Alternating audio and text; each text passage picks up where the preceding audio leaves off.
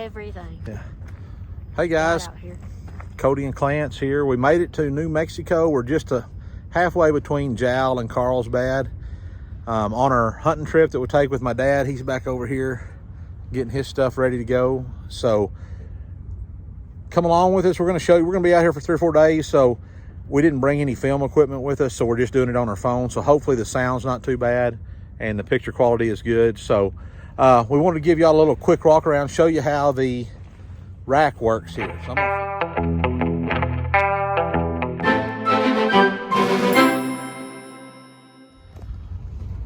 So this is the rack we built in the previous video. You see it's got the shelf up here where we've got our ammunition.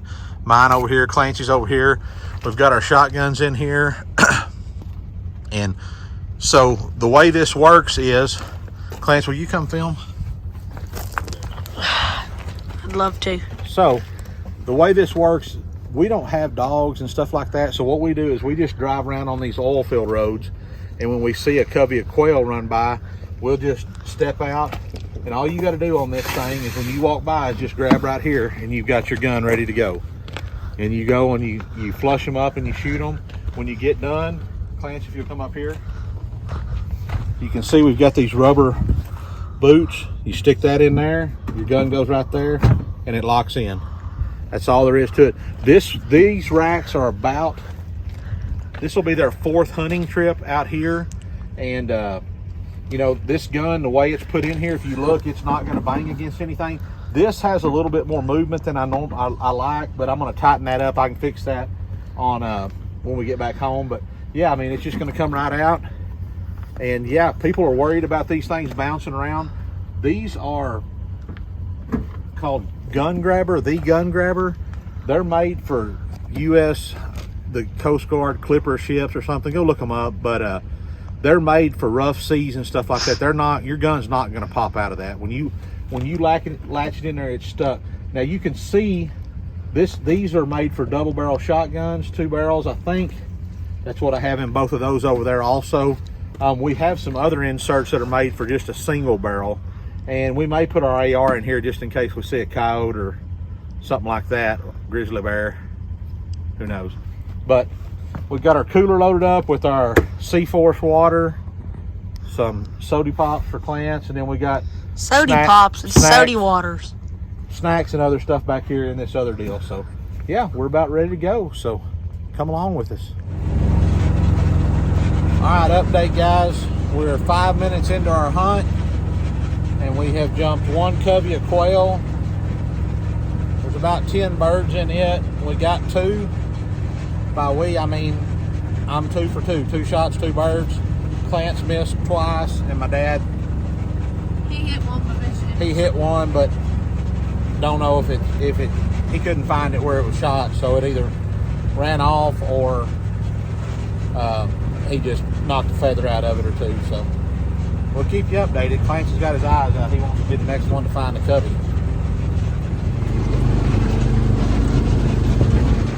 Well guys, we're about ready to close up the end of the first day of the hunt.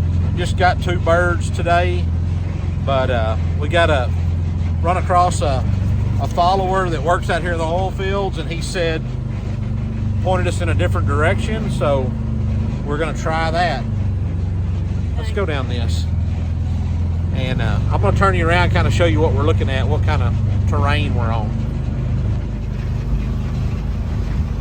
So this is the kind of terrain we're riding around, and we're just looking all off out in there just to see if we see any quail running, or we've seen lots of dove today, but not any, just that 1 covey of quail. Good morning. Day 2 of our quail hunt. It's about 41 or 2 degrees, and I know y'all are like, oh, why are y'all all so bundled up? Well, because we're from Texas and we don't handle the cold that well, but we're layered though, we can take them off. And we're getting ready, got loaded up, fixing to head out, see if we can't find some birds. So Clarence, how are you feeling today? I think we got a good spot today. Yeah, I think so too. We talked to some different people at the restaurant last night when we ate, and they were like, hey, you need to go north of Carlsbad here where there's not as much traffic in the oil field. And so that's what we did, and but we talked to 5 or 6 different people that said they've been seeing birds up here, so we're going to give it a try. Yep. Let's get on and get with it. YouTube. All right, y'all, update on day 2. We put about a little over 38 miles, is that right? 30 miles, a little over 30 miles on our buggies today, riding around looking for quail. We only got 3 today. I got 2, my dad got 1.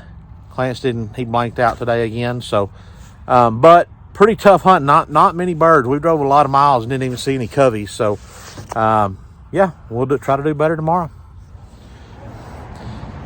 All right, guys, so it's the end of the second day, and you never really notice how much stuff's squeaking and creaking and all that kind of stuff when you're just putting around, you know, when you're driving fast in the pasture chasing stuff. But when you spend all day running 5 or 6 miles an hour, you begin to hear all the creaks and stuff like that. So we're here in the parking lot of whatever this hotel is we're staying in. We had to buy a little grease gun at Tractor Supply, and Clance and my dad have got his greased up. I greased mine up real good. Can you hold that flashlight right here? Where? My dad's got the flashlight now, so the tables have turned. You ready? I mean, I don't need to see the back of it. I need to see there. All right, don't move. Yeah, go. I can't see where in the hell you're Well, you just need to listen where I tell you, right? All right, it's coming out. All right. I can't hear nothing. Where's that hold that flashlight here? Well, I'm just telling you the way I was told my whole life. Did you do the top one already? Yes. So you're done?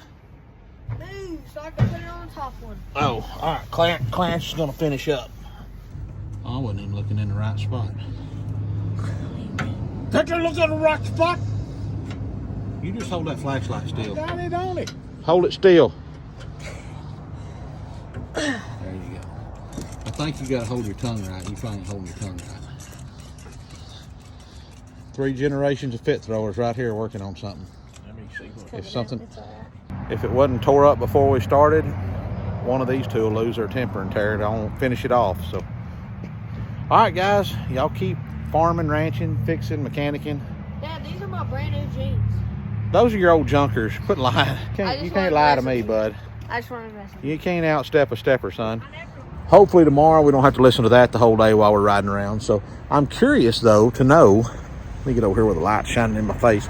Erica's gonna get on to me for that. So I'm curious to know. Now this isn't a major repair of any kind, but I'm curious to know what's the biggest repair, that you've done on the side of the road or in a parking lot of a hotel or something.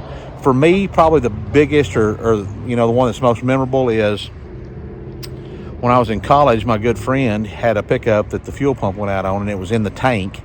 So in the parking lot of Reed Arena at Texas A&M University, we'd siphon a full tank of gas out of it, drop the fuel tank, change the fuel pump, put it back in, put the gas back in it. Skipping some classes to do that. So let me know down in the comments what's the most adventurous thing you've ever fixed or repaired in a parking lot, away from tools and all the proper stuff you had needed it.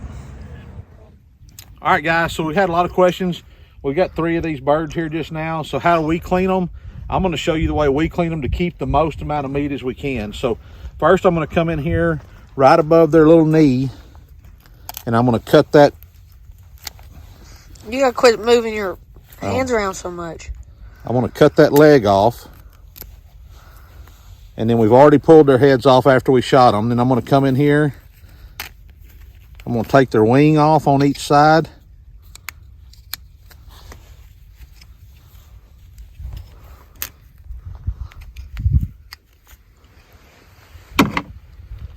And then quail, I don't spend time plucking them. I'm going to do that to show y'all.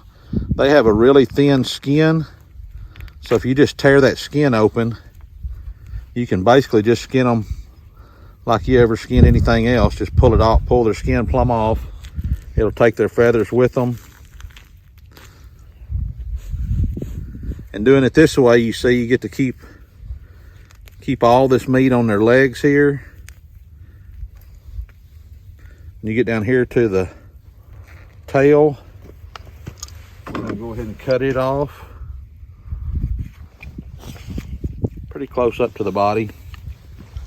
And then I'm going to take these scissors and go right in by down their neck and just cut down their spine on both sides. And then take your thumb, start up by the neck, push down, get all of your entrails out, and boom. There you go, a clean quail.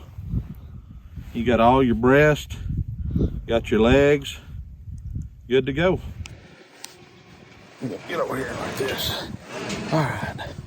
Well, guys, we finished up our quail hunt, and Clance is over taking care of some stuff on the trailer, getting ready to load the old Can-Am up. But thought I'd kind of give you a little recap of what happened. So we ended up, this is the end of the third day of hunting, or second 2.5 days of hunting.